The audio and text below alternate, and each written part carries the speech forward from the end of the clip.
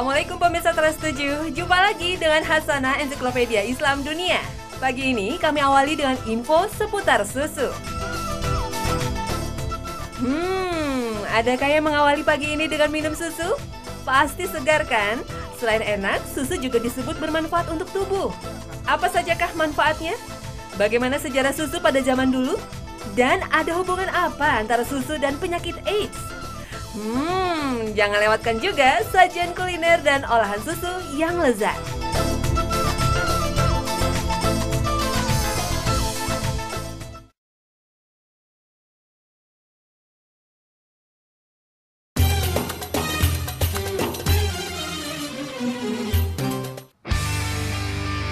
Susu adalah cairan yang dihasilkan oleh semua hewan menyusui atau yang biasa disebut mamalia. Jadi, paus dan lumba-lumba yang berada di laut pun pasti memproduksi susu untuk anak-anak mereka. Susu dihasilkan dari induk yang baru melahirkan. Jadi, hewan yang masih darah belum dapat diambil susunya. Tetapi pada zaman Rasul ada kisah menarik tentang ini. Seorang sahabat Nabi yang bernama Abdullah bin Mas'ud adalah seorang pengembala kambing. Ketika masih muda, pernah menyaksikan mukjizat Rasul secara langsung. Rasulullah sedang melintasi padang pengembalanya. Karena merasa letih dan haus, Rasul meminta susu kambing pada Abdullah bin Mas'ud. Tetapi Abdullah bin Mas'ud menolaknya karena kambing-kambing itu bukan kepunyaannya. Lantas Rasul meminjam anak kambing untuk diperas susunya. Abdullah bin Mas'ud merasa aneh karena anak kambing tidak akan memproduksi susu. Mukjizat yang terjadi adalah setelah diusap, kambing-kambingnya membesar dan dapat diperas. Rasulullah pun meminumnya. Subhanallah, setelah selesai, kambingnya pun mengecil kembali. Itulah salah satu alasan yang membuat Abdullah bin Mas'ud tertarik dan akhirnya menjadi muslim.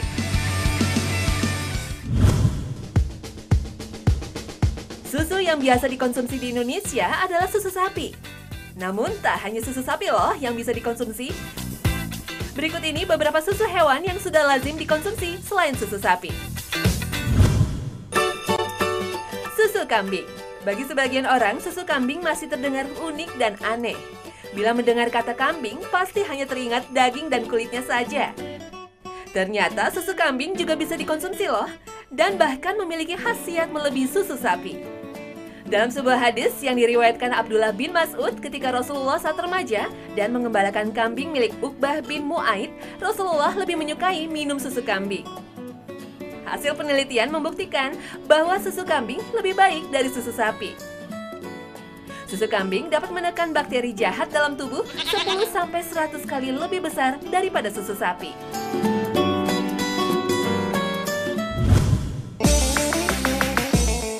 Susu onta. Selain susu kambing, susu onta juga dapat dikonsumsi loh. Untuk di daerah Timur Tengah sana, pasti tidak akan asing dengan susu onta ini. Kandungan susu onta juga sangat bermanfaat bagi manusia. Kadar kandungan lemak susu onta lebih rendah daripada susu sapi. Bahkan susu onta memiliki kadar vitamin C 3 kali lebih banyak dari susu sapi.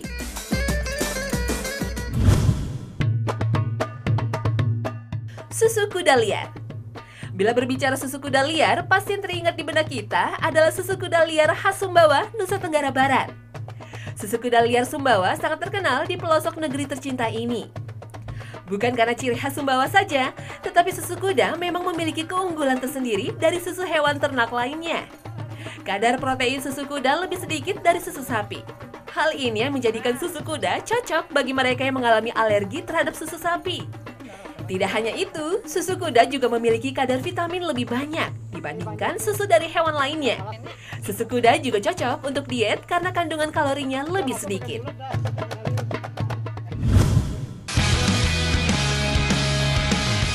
Pola makan 4 sehat 5 sempurna adalah standar untuk hidup sehat yang selalu didengungkan oleh praktisi kesehatan.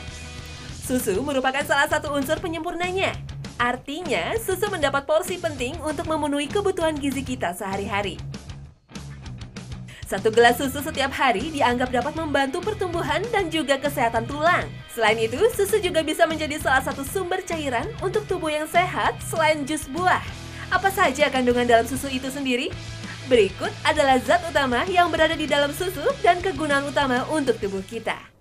Yang pertama yaitu kalsium. Kalsium membantu pertumbuhan tulang dan gigi, mencegah pengapuran, dan menjaga kesehatan jantung. Kalsium juga membantu mereka yang mengalami kesulitan tidur. Selain itu, banyak juga yang mengatakan bahwa kalsium dapat membantu menahan sel kanker. Yang kedua, protein hewani. Protein berperan sebagai sumber energi yang berfungsi untuk membentuk dan memperbaiki jaringan otot dan juga rambut. Protein pada susu dianggap tinggi dan dianggap bermanfaat untuk perkembangan tubuh. Yang ketiga adalah potasium, yaitu zat yang dapat membantu menjaga tekanan darah untuk tetap dalam kondisi normal. Yang keempat, fosfor. Fosfor ini diserap tubuh untuk membantu memperkuat tulang dan mengumpulkan energi di tubuh. Kandungan gizi dalam susu yang kelima yaitu vitamin D. Vitamin D dipercaya selain mampu menjaga kekuatan tulang dan gigi, juga sangat penting untuk membantu penyerapan kalsium dan fosfor ke dalam tubuh. Vitamin D juga dipercaya dapat membantu penderita asma dan menjaga kerja otak agar tetap sehat di hari tua. Yang keenam, vitamin B12 serta riboflavin atau vitamin B2 yang berfungsi untuk menjaga sel darah merah dan jaringan syaraf serta mengubah makanan menjadi energi.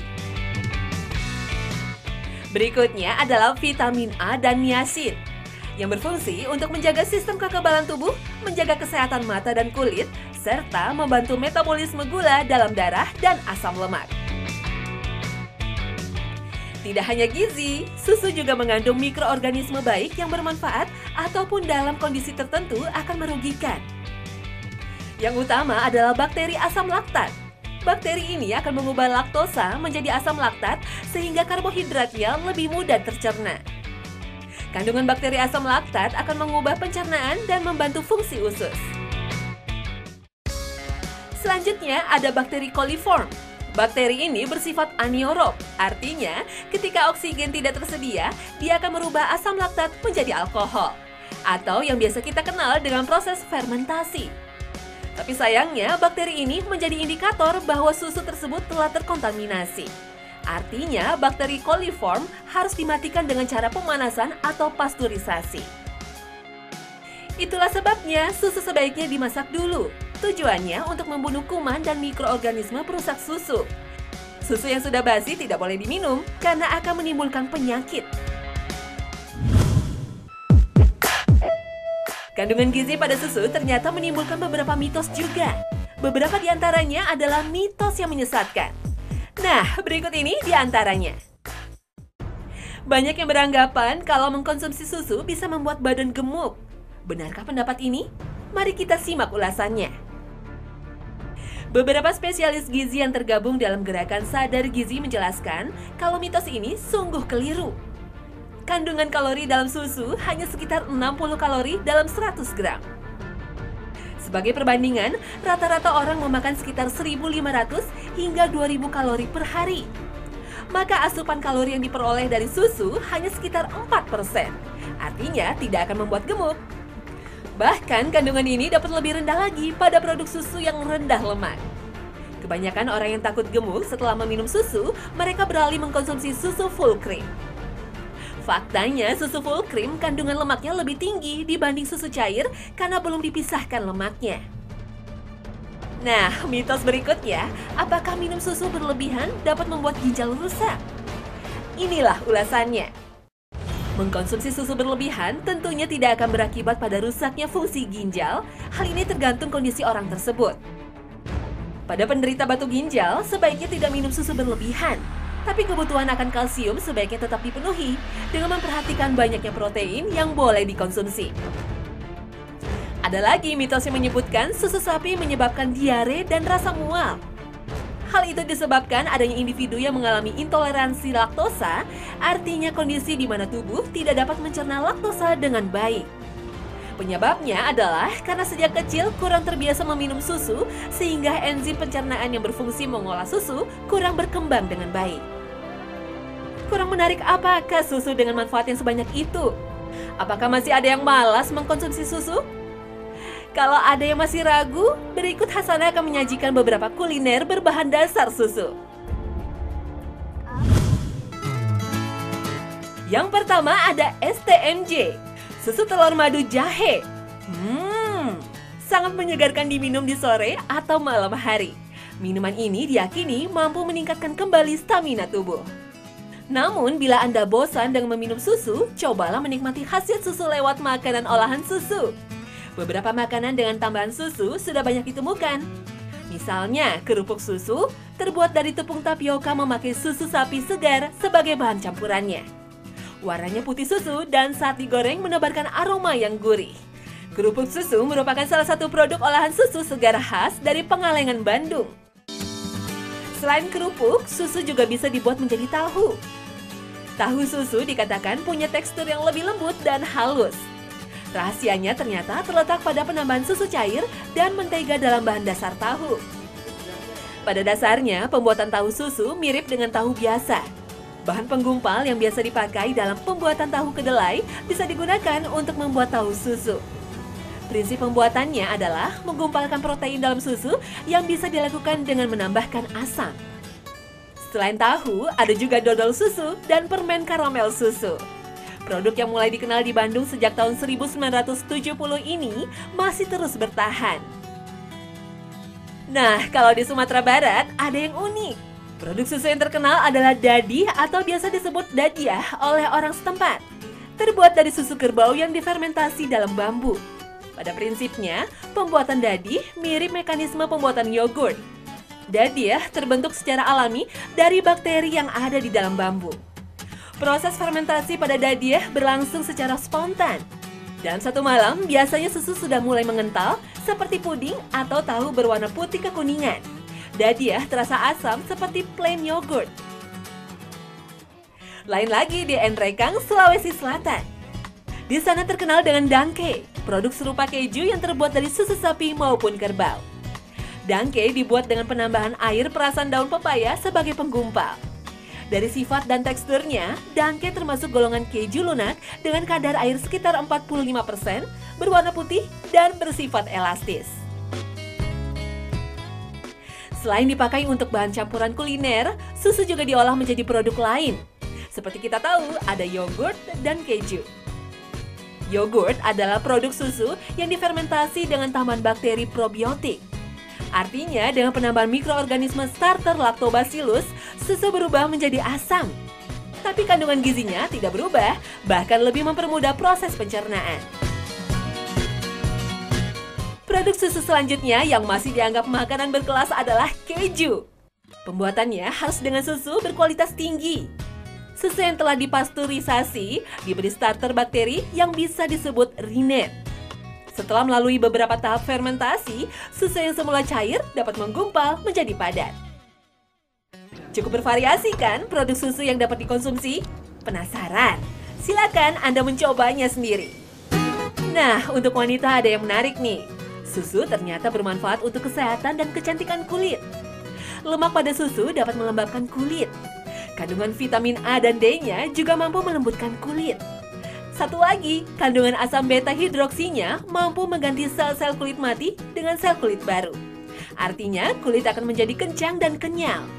Itulah dasar mengapa susu juga diolah menjadi sabun dengan tambahan minyak aromaterapi. Ada lagi yang menggunakannya untuk masker dan lulur. Bahkan Ratu Cleopatra yang terkenal dengan kecantikannya, konon selalu menjaga kesehatan kulitnya dengan mandi susu kambing. Sekarang juga banyak kosmetika yang mencantumkan susu sebagai formulanya, karena pemakaian secara rutin dapat mencerahkan kulit yang kusam. Bagaimana pemirsa? Kami akan melanjutkan kembali pembahasan tentang susu. Di dalam agama Islam, minum susu sangat dianjurkan, baik susu sapi maupun susu kambing. Anjuran minum susu ini bahkan tertuang dalam ayat suci Al-Quran maupun hadis Rasulullah SAW. Pada umumnya, mengkonsumsi susu sapi dianjurkan karena potensinya sebagai sumber protein dan kalsium yang sangat penting bagi kesehatan manusia. Bahkan sumber kalsium yang tidak dapat digantikan bahan makanan lainnya. Tidak diragukan lagi, ramuan minuman yang formulanya dibuat oleh Sang Maha Pencipta Allah Subhanahu wa Ta'ala pasti lebih baik dari minuman apapun yang formulanya buatan makhluk yang penuh segala macam kelemahan. Allah Subhanahu wa Ta'ala telah berfirman bahwa susu adalah minuman yang disediakannya bagi manusia. Allah juga menyebutkan bahwa minuman susu itu mudah ditelan oleh manusia. وَإِنَّ لَكُمْ فِي الْأَنْعَامِ لَعِبْرَةً نُسْقِيكُم مِّمَّا فِي بُطُونِهِ مِن بَيْنِ فَرْثٍ وَدَمٍ لَّبَنًا خَالِصًا سَائِغًا لِّلشَّارِبِينَ. Dalam istilah ilmu gizi tentunya, mudah ditelan ini maksudnya adalah mempunyai arti fisiologis yang baik. Tidak mungkin Allah menjerumuskan hamba-hambanya dengan menunjukkan sumber minuman yang justru menimbulkan berbagai macam penyakit. Selain susu sapi, minum susu kambing juga sangat dianjurkan dalam Islam.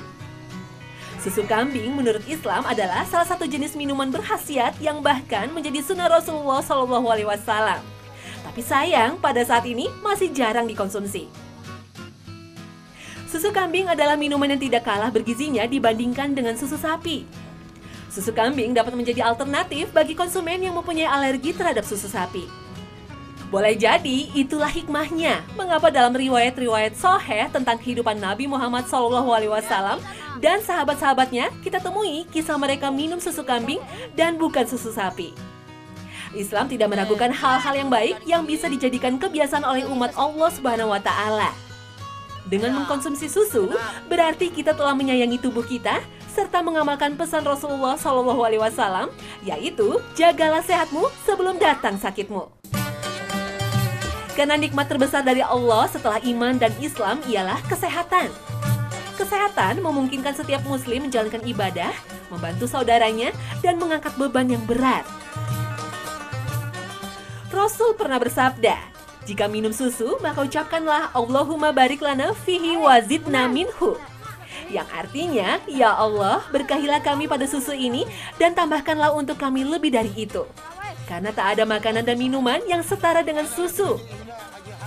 Oleh karena itu, sudah selayaknya setiap muslim mensyukuri setiap nikmat Allah Subhanahu wa Ta'ala, mensyukuri dalam arti senantiasa berupaya menjaga kesehatan, salah satunya dengan mengkonsumsi susu yang telah dianugerahkan Allah Subhanahu wa Ta'ala.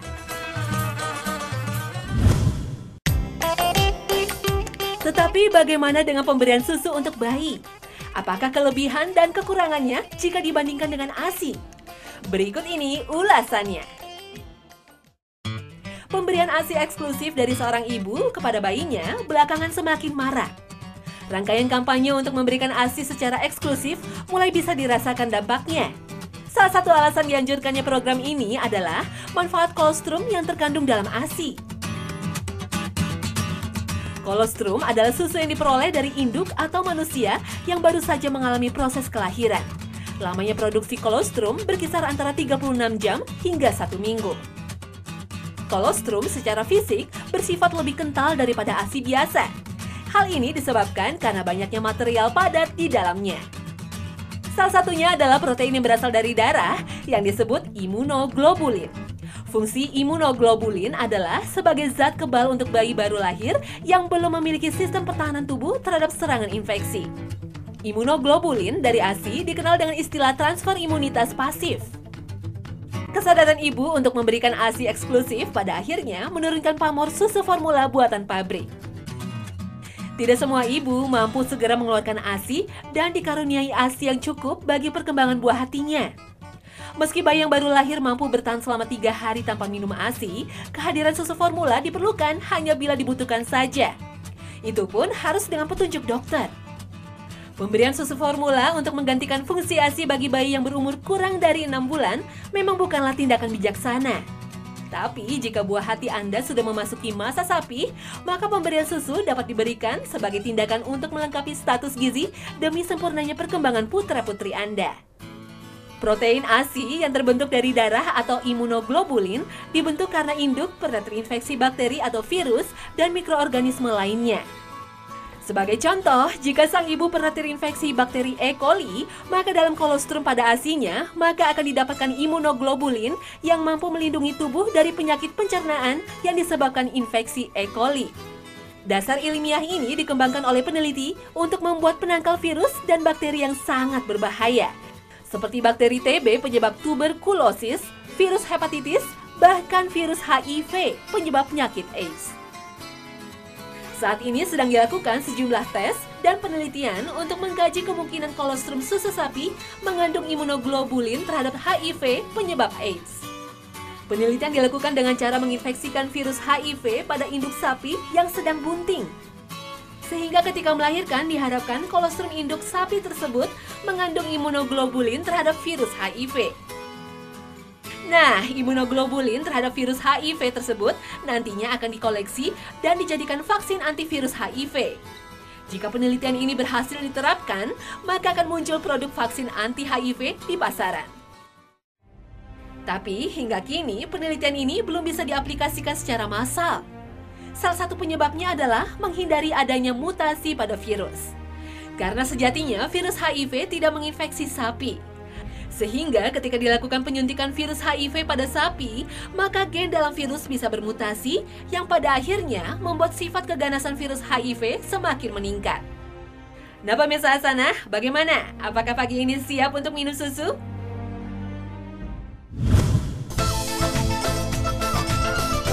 Nah pemirsa Hasanah, inilah akhir kebersamaan kita pagi ini. Saksikan terus Hasanah Ensiklopedia Islam Dunia setiap hari Senin hingga Jumat pukul 5 pagi hanya di Trans 7. Terima kasih atas perhatian Anda dan wassalamualaikum warahmatullahi wabarakatuh.